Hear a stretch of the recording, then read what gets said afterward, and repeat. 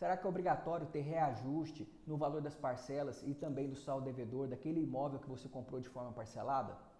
E como que ocorre esses reajustes, né? Quais são os fatores que fazem os valores mudarem basicamente aí todos os meses? São essas perguntas aqui, mais alguns esclarecimentos que eu quero trazer a resposta nesse vídeo. Bom, primeiramente, os reajustes eles não se dão de forma obrigatória e nem automática. Quando a gente trata desse tipo de aumento do valor, a gente tem basicamente aqui dois fatores que são os principais para fazer isso acontecer. Primeiro a gente tem os juros, que são chamados de juros remuneratórios ou compensatórios, que são aqueles que vão fazer a recomposição do capital que foi emprestado como se fosse uma remuneração, como se fosse um aluguel que você está pagando ali todos os meses pelo dinheiro que você pegou emprestado. Esse é o fruto, né, do dinheiro, é os juros. Quando a gente tem o outro aspecto, é o da correção monetária. Ela não tem a função de aumentar o valor ou de trazer esse acréscimo ao contrato, mas ela tem a função de evitar que o valor emprestado ao longo dos anos seja defasado por causa da inflação, que ele seja corroído, que inviabilizaria novos empréstimos no futuro, porque o dinheiro que foi emprestado naquela época foi praticamente todo consumido aí pela inflação e que no nosso país é muito grande, ela é constante, então é um importante instrumento aí de reequilíbrio do contrato.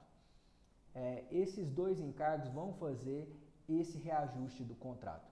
Só que nós temos que ter em mente que nem sempre é obrigatório. Na verdade, não existe uma lei que obrigue que existam esses reajustes no contrato. Isso pode ocorrer ou não, mas essas cobranças não podem ocorrer de forma automática. Por que eu estou dizendo que não pode ser de forma automática?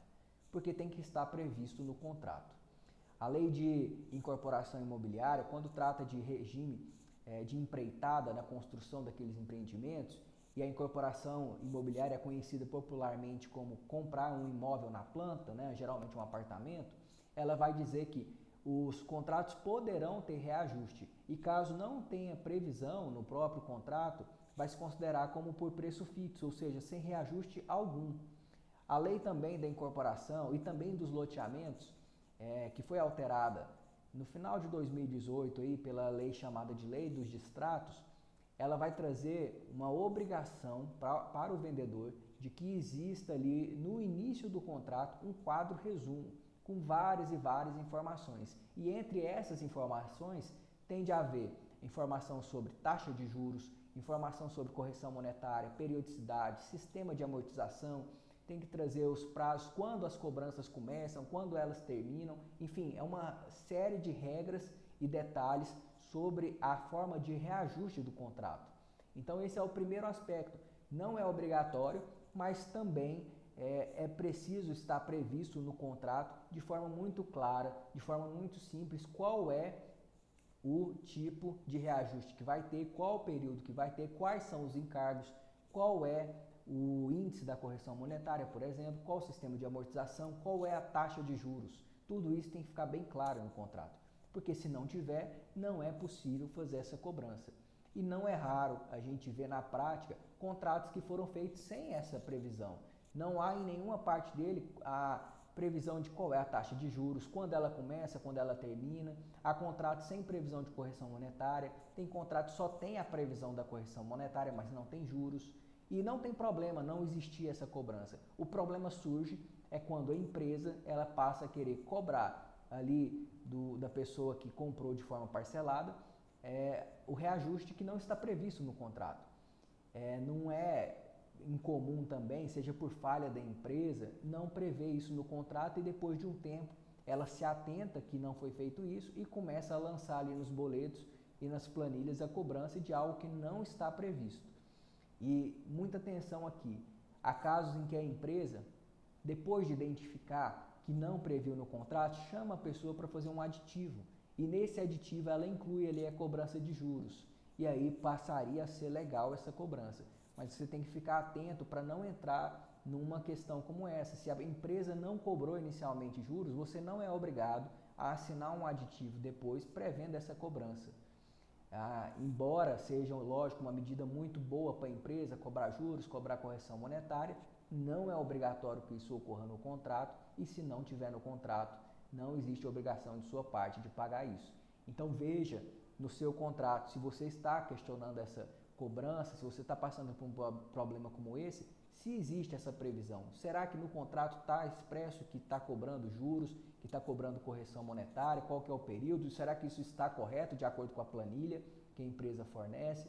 Enfim, tudo isso tem que estar de forma muito clara. Se não bastasse essas próprias previsões das leis que tratam de incorporação, que tratam também de loteamento, a gente tem no próprio Código de Defesa do Consumidor a previsão clara de que as informações do contrato têm que ser de forma clara, ostensiva, adequadas, ou seja, de fácil compreensão para as pessoas. E se você está ali comprando um imóvel e está vendo essas cláusulas do contrato, eu te digo uma coisa, não basta você ler isso, você precisa compreender, você precisa que seja explicado de forma muito simples e muito compreensível para que você não entre num negócio que seja uma furada daqui para frente. Não é raro ver situações que as pessoas se comprometeram a pagar algo e depois de um tempo, por diversas questões, esses valores aumentaram bastante e se tornaram impossíveis de serem pagos. Agora, existem situações que essas cobranças elas ocorrem de forma correta, de forma legítima, mas as pessoas não tinham essa exata compreensão no início da compra, da aquisição, de que isso chegaria a esse ponto. Por que geralmente isso é feito? Porque lá na hora da venda é informado que aquela cobrança de juros, que é só de 1%, ou da correção monetária, que é pelo IGPM ou por outro índice, mas é pequena, que isso não afetará em nada o contrato. E logo depois que a pessoa receber as chaves, ela já vai ter quitado boa parte e que aí vai fazer o financiamento do restante com um valor bem menor. Mas na prática isso não acontece. Quando as pessoas chegam para quitar, para receber as chaves, depois de pagando aí 2, 3 anos do saldo, chegam e o valor da dívida está o mesmo, como se elas não tivessem pago absolutamente nada. Na verdade, a dívida às vezes até aumenta, justamente por causa desses encargos.